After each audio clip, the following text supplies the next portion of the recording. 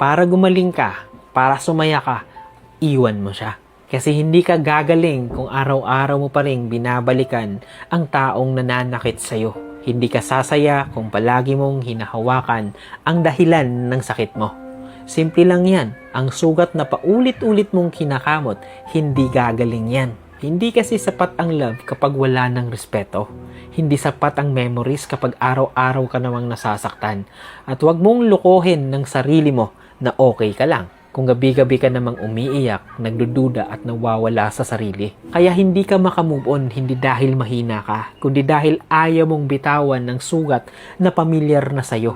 Mas pinipili mo kasi ang sakit na alam mo kaysa katahimikan na hindi mo pa kabisado. Pero tandaan mo, ang peace hindi maingay pero doon ka gumagaling. Kaya ang pag-iwan hindi laging kawalan. Minsan yun ang unang hakbang ng paghilom or healing mo.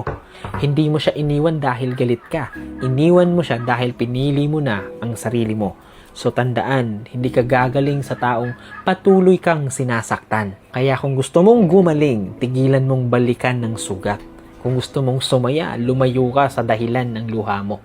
Hindi lahat ng iniwan ay talo. Minsan yun ang unang panalo mo para sa sarili mo.